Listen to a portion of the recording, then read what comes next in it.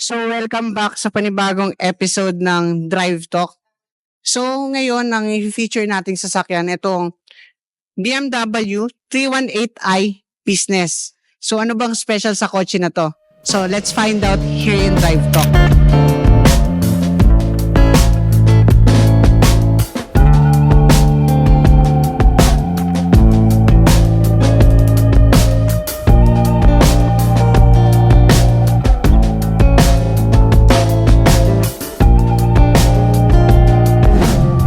So, simulan natin dito sa exterior ng BMW na 3 Series Business. So, kung i-compare natin siya sa previous model niya, mas naging mature yung looks nito.